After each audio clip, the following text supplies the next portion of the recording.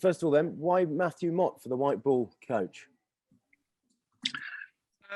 Well, to be honest, I mean, as we say in nearly every press release, I think when anyone gets a job anywhere, they were the outstanding candidate. But I think that was absolutely the case in this instance. The coaching journey that he's been on, the varied coaching journey that he's been on, the fact that he's been in this game for a long time now, his mentality and his philosophy is completely aligned with what we want to do, and more importantly, what that England white ball side has done and done since, when was it, 2015, since the 2015 World Cup. So I think that the decision-making process was about someone who wasn't going to come in and disrupt that environment. They obviously have a very strong leader in Owen Morgan, but also subtly enhance it along the way.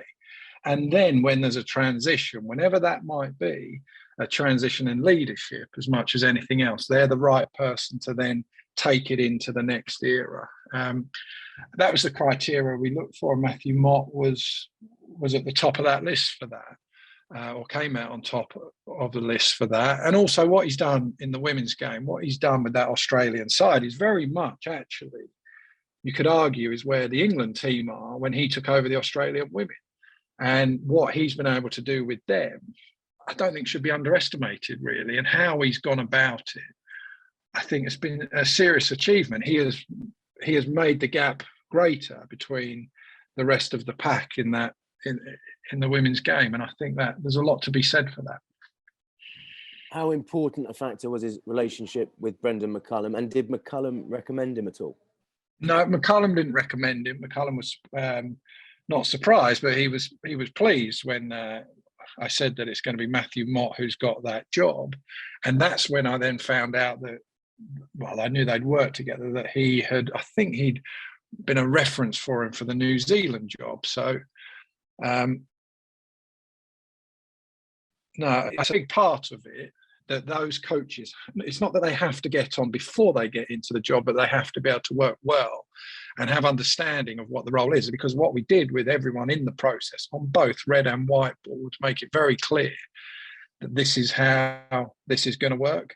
At times, you may not get your best side, especially in the white ball at the start. You may not get, and generally what you're talking about with is fast bowlers in this regard, and obviously we haven't got lots of resource at the moment in that department, but it's just understanding that if you take this job on, this is what's going to happen. Is that going to be an issue? And none of them did. And I think they're both people that actually can work well with anyone, really, and they'll get the best out of any environment and any people they're working with. And I thought that was one of the criteria for why you want a head coach, so not just the fact they can work with each other, but they can work with anyone. And where does it leave Paul Collingwood now? Paul Collingwood is in the system. These coaches, Paul Collingwood is an asset in our environment, whether that's red or white ball. But what we've got to do at the moment, you see, because as I've said before, I'm not the head coach of these teams. So these guys are going to come in, and they are going to come in and they're going to start looking at who adds value the most in what part as well, because it's very much their setups now. But what I would say, as I've said to all our specialist coaches that we have, we need more coaches, not less. We now need to get to a point where we cannot have it where we're saying that we need to split the coaching job because it's not possible for a head coach to be able to do everything, and then have all the support staff running around doing everything themselves. So those things, Paul Collingwood is an asset in our environment, but where he's going to be for the whole summer, I don't think we know until the coaches come in. And the same thing, that what he will be doing is he'll be with the test side at the start. So for the first couple of tests, he'll be with the test boys. So there's definitely still a role for him if he wants to remain. Yeah. And have you spoken to him? How did he take it? Because obviously he would have been close, presumably. Yeah, Paul Collingwood was in the running. There was a number of English coaches in the running as well, actually. Richard Dawson was very, very good. John Lewis, people like that. Paul Nixon. There were a lot of guys that were in the running who just, who got close in a lot of ways and had a lot of attributes. But he was fine, Collie. You know, Collie's always been a massive supporter of English cricket and the England cricket team, and he's desperate to help out now, whoever comes in, which is obviously Matthew Mott and Brendan McCullum. He just wants to continue to add value. I think a lot of the judgment at times on coaches, the players are sometimes the most brutal judges, and all of them speak very highly of Paul Collingwood. In fact, speak more than highly of Paul Collingwood. And, you know, I just want people that add value in there, and he's one of those. And on Brendan McCullum, this is the first time we've spoken to you since his appointment. How did he go from being a white ball candidate to the red ball coach? And do you have any concerns, or why do you have no concerns over the fact that he hasn't coached any red ball cricket? Well, you're making an assumption that he was the white ball candidate, which just isn't the case in any stretch. I think from very early on, when I spoke to Brendan McCullum, the red ball one is what interested him. And the biggest thing, I think, not only for the character that he is, and the same that our philosophies align on how we want the game to be played and how we think that we can get the best out of these players, is the fact that he's done this with New Zealand. I think he was the catalyst for the change in New Zealand cricket, and it took time, but you look at where that country is now with the resources that they don't have compared to other people, other countries, just made him someone that was just so attractive in that position. And he's also not someone as well that comes in and is going to be, you know, like a dictator. He's actually someone that's going to work brilliantly with Ben Stokes, which I think was a big part of it. So I'm very happy that Brendan was keen to give it a go, really. And I think he'll be fantastic. I mean, we never know; it might take a bit of time, but you know, he's a bright bloke. He's everything that I think will make an excellent coach. And you can say he's got lack of experience. He's got experience as being a head coach, obviously, in white ball cricket. But man alive, he's got some experience in changing environments and being involved in Test cricket. And I tell you, he's one of those people who reads the game so well. You know, and that's what this side needs a little bit of as well. Someone who tactically so astute, his judgment.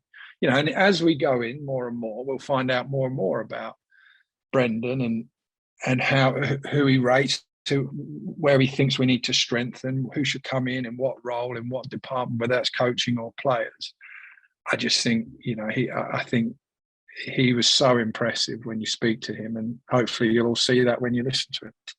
And finally, for me, just on the squad, Harry Brook, is he in as a potential number 3? Because I know he scored most of his runs, if not all of his runs, at 5 and 6 this season. And if not, does that mean Ollie Pope is number 3 for the first test? Yeah, Ollie Pope's the man that we feel has got the best, you know, well, with the exception, obviously, look, you could put Joe Root, you know, if you ask who's the best number 1, 2, 3, 4, 5, 6, 7, 8, 9, 10, 11, you probably put Joe Root down as all of those. And then after that, we feel that Ollie Pope is the man. Yeah, with a lot of these guys now, it's the bet is that with the talent that they have, this environment, these coaches, Brendan McCullum, Ben Stokes, can get the best out of one of our most talented cricketers. And Ollie Pope is one of those that if we can unlock him, which I think they can, there's a seriously good Test cricketer there. Whether that's number 3, whether it's number 5 in this case, or number 4, I think he could be a very, very good Test match batsman. And I think he'll do a fine job. Thank you. Thanks, James. Let's go to Stefan at the BBC. Go ahead. Hi, Rob. James Anderson and Stuart Broad are back. We've seen before that their workload has been managed. They've often not played in the same team together over the past couple of years. How do you imagine that their workload will be managed in this series and across the summer, particularly as you've just alluded to, the shortage of fast bowlers you've got at the moment? I don't think they will, actually. I think we're just going to try and pick the best team we possibly can to try and win the game. To be honest with you, I think we'll try and get the most out of James Anderson and Stuart Broad, the most out of them that we possibly can. And I'd rather have them, you know, playing as much as possible. If they're the best 2, or if they're part of the best bowling attack, I'd rather have them in the side trying to win games of cricket for England than sort of prolonging their careers for a long, long time where they can't impact as much as possible. I think we'll try and make the most of them while we've still got them. What's the situation with Ollie Robinson left out of this? Had some well-documented fitness issues. Ollie Robinson just hasn't played enough cricket at the moment. He hasn't had enough. I think he's bowled 57 overs in total so far. He's had a bit of misfortune. I think he's had a tummy bug. He's been injured, obviously, in the West Indies. He's then had a pretty serious tooth problem. So it's just meant that he hasn't played enough cricket. So we don't feel that he's in a position where we can select him because of what's happened at the start of this year. Will Johnny Bairstow come back from the IPL and straight into the first test? Yeah, Johnny Bairstow, he will come in at number 5, all things being equal in terms of injury, stuff like that. But the plan is for Johnny Bairstow to come in at number 5. Does that test squad have a vice captain? Not at this point, no, but we're not worried or concerned about the fact that if Ben Stokes goes off the field, there's plenty of people that can do it. And just going back to the appointment of Matthew Mott, that's an appointment from the women's game into a very high-profile role in men's cricket. Do you imagine that's something that might be the start of a trend and something that we see more of going into future, not just with England, but across the world? I see no reason why not, to be honest. I think that, you just want, as I keep saying, I always feel like I'm sort of becoming repetitive and then you'll be able to all use it as something. But you just want the best people, you think, for the job. I don't care where they've been or what they've done. As long as we feel that, then you think they can add some value.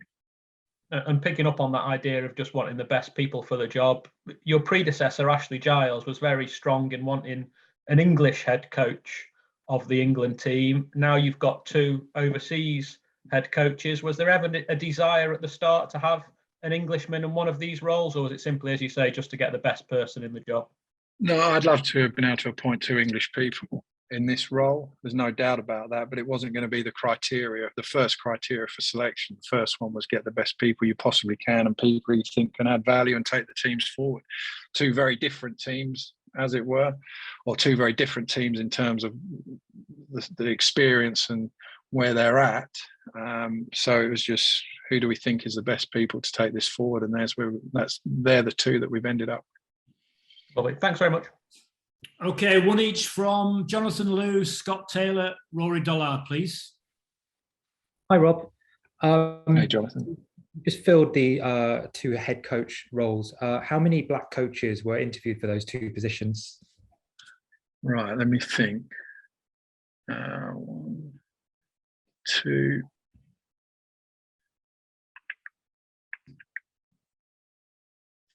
Certainly 2, maybe 3. And then I spoke to various people throughout the process, some who I'm not going to say the names of because I think, they're at they've got other jobs and it's not fair to mention their names.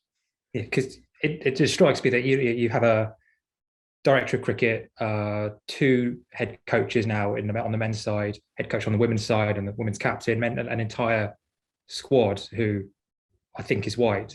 Does that strike you as a problem?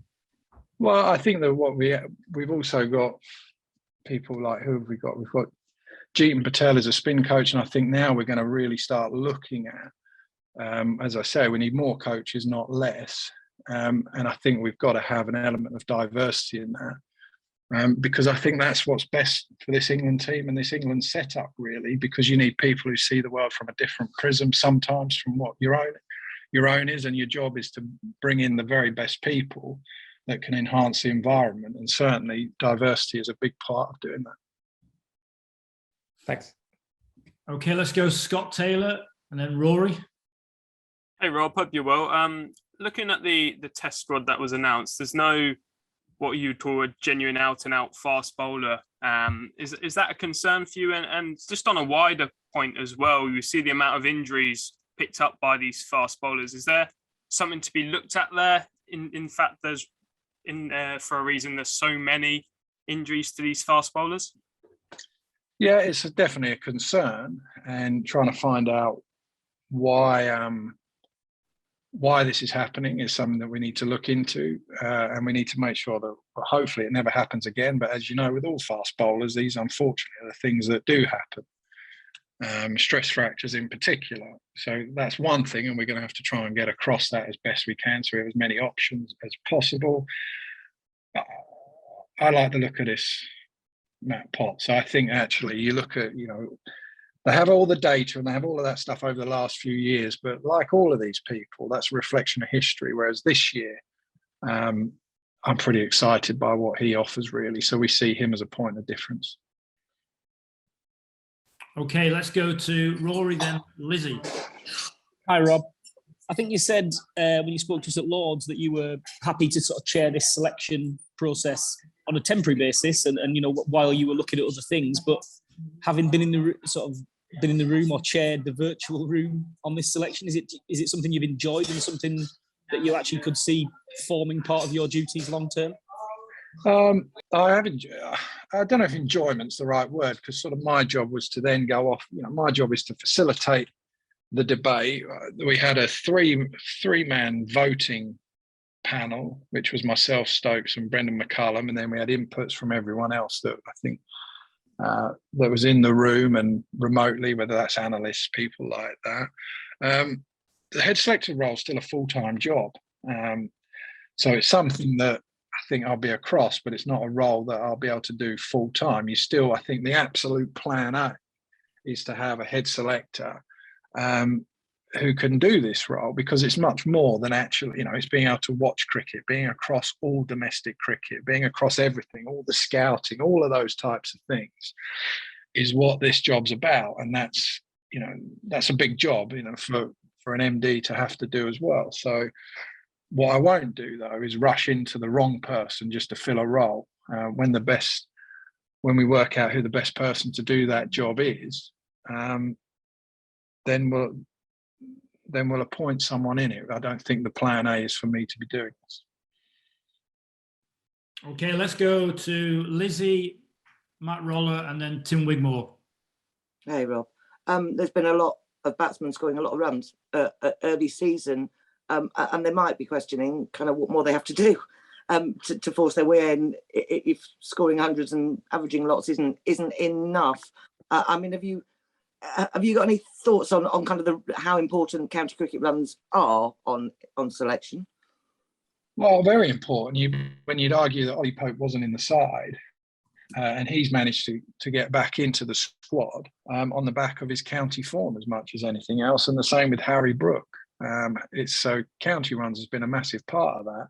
And the same with Matt Potts, actually. He's got in I know we've got injuries, but there are other options we could have gone for. But Matt Potts has got into the squad on the back purely, really, of his county form. Had he not done that, he wouldn't be in this setup at all. And so I think that county cricket actually this year has informed quite a few of our decisions, to be honest. And so I think county cricket this year has been so pleasing to see what's been going on. And I know there's a lot of talk about the ball and all of that, and I hope we don't go back to a time now where the games are over in 2 and a bit days and spinners aren't bowling. I think county cricket, if anything, has showed just how good it is and how important it is, actually. And us being able to, when we're having these debates, all of a sudden there's a lot of batsmen in particular for that middle order berth. There's a lot of people that we could have brought in. And it's county performances that's got Harry Brook in the reckoning. Thank you. Okay, let's go to Matt and then Tim. Hi, Rob. On Matthew Mott, he signed a 4-year contract, and presumably there's going to be a transition over that period in terms of personnel in the white ball teams. What have you discussed with him about how he's going to manage that? Because there's clearly a group of players of a roughly similar age who have been in those sides for a long period, and not all of them will be there in 4 years' time. No, and I think the good thing is, though, that's where actually I think that split coaching can work in this, because in the way that we're going to go, certainly at the start, the immediate focus is on Test cricket, which then means that when you go to Holland, places like that, and when you start playing in various series in the white ball setup, you then start seeing more opportunities coming for the next generation. So I think that will then start giving us a really good picture. So rather than seeing them in county cricket, you get to see what they're like in an international environment. So I really believe, and look, this might not be the case, but it's sort of the theory, I think, is relatively sound, that you can end up getting to the point where you've got more options, more people experiencing international cricket and what that's about, which then will hopefully prolong the success of that team and that setup. And I think that, you know, that's in such a good place, because it's not really about the 11 players in it. It's about the philosophy and the way that they play. It's so clear that that side and that setup is a little bit what we want to get in Test cricket, not the same mentality as in playing shots, but it's so clear how they go about playing their cricket, that white ball side. And then that is filtered right the way through our system into the blast, into county cricket. So then there's a whole production line of batsmen in particular coming through that play in that style, because it's been such a powerful thing that they've done. So I think that the coach is the one that's got to be smart to be able to work out who to invest in the future. And I think we've got the right person in Matthew Mott. Okay, Tim Wigmore, John Etheridge, and then we'll finish with Andrew Miller. Thank you. Hi, Rob. In terms of the multi-format guys going forward, will it ultimately be the selector who decides which series that they're available for? Yeah, it will be ultimately when the selector comes in place, but it will be me at the top really that decides where the focus is. So I'll be very clear to the selector, the coaches, on where we're going to focus our energy, which series has precedent over the other at that point. So basically, and there's not as many multi-format cricketers as we think, as you sort of think at the start. And a lot of it's about the fast bowlers in particular and how you manage them and the workloads of these people. But generally, I think we'll be very clear on where, and quite a long way, but we won't be so rigid on that as well. You know, we'll try and be flexible with it, but it will start from the top and come down, and the head selector will then decide on which resource he thinks is the best way to go. And just on Ollie, I think he's never batted through for Surrey, so is that a bit of a concern that he'll be doing that for England? It's not a concern. Someone like Jonathan Trott did it well. I thought, you know, you actually had Bell and Trott that were flipped in their county and then ended up doing it that way. So I have no real issue with it. I think he has the technique and temperament. It's down to us really to get the best out of him, is my view on all of that. Give him the backing to go and do it, so we can now finally see the potential that we all think he has. Okay, John and Andrew to finish. Rob, just a bit more on Matthew Potts, if you wouldn't mind. It sounds like you've got to be mindful for the starting 11. Perhaps you can just expand a bit on the qualities he's got as a bowler, and presumably Ben Stokes gave him a decent plug as well. Yeah, Ben Stokes has seen him close at hand, I suppose, is the best way to say it. And from what we've seen, I've seen a lot of him on the stream, stuff like that. The scouts have seen a hell of a lot of him, and they've seen his development. He's been involved in the pathway. So people like Mo Bobat, who's an excellent judge actually, and been very good, they understand his character. And that's the one thing that really stood out when people are talking about. There's a lot of people who can run in and get the ball down there at various different paces. But it's the character really. And I'm excited by someone of that age. When these injuries were happening and you start seeing someone like that emerge, and you see the way he runs in, the way that he looks like, if you're facing him, you look like you're in a proper contest. They're the picks I get really excited about, because you see, and out of an injury problem that we've got at the moment, some good will come out of it, and it may be him. And then Andrew, now to finish, please. Hi, Rob. I was actually going to ask about Ollie at 3, but I guess the point, I suppose, is equally applicable to Zach Crawley. I guess, you know, as he was asking about county runs, he's been kind of notable as a guy who's probably not got many this season yet. But in terms of, I guess, what Brendan and Ben Stokes' philosophy is going to be in terms of unlocking mindset in these guys, are these two guys classic examples of what you hope a new mindset can do to the team? Just unlock what's clearly solid potential in both of them. Yeah, that's exactly right, really. I think that's what I said at the start, at the very first press conference I did with everyone, really, is that, you know, there's some seriously talented cricketers in this country. We just need to unlock them and get them playing to the best of their ability. It might be that, and it can be lots of different things. I'm hoping and betting on the fact that someone like Brendan McCullum, Ben Stokes, and a clear vision for how we want to play is the way to do that. And we want that to go through our system. And actually, I sort of get the feeling sometimes that people think, a Brendan McCullum era of English cricket is going to be about people who run down the pitch from ball one and sort of try and bat exactly like he did. It's not at all, actually. He's pretty clear on his philosophy. He wants people that, their default position is looking to score runs as a batsman, who can transfer pressure back onto the bowler when needed, but also have the courage and fortitude and temperament to be able to soak up pressure when that's required, really. Bowlers who can look to take wickets and are prepared to change the plan to try and make sure they get each batsman and each player in the opposition out, and fielders who chase the ball hard to the boundary at all times. And then that's sort of it, really. It's not, and that's how we want to play winning cricket. That's the philosophy, we think, that will turn us into a winning test match team. And it's not actually just about, I always sort of say it's not about having 10 Virender Sehwags, but I think that might be quite a good thing if we did, just no one has the luxury of that. So he's pretty clear, and Ben's the same. Ben, they're two cricketers of the same philosophy, but they are not just go out there and play shots merchants.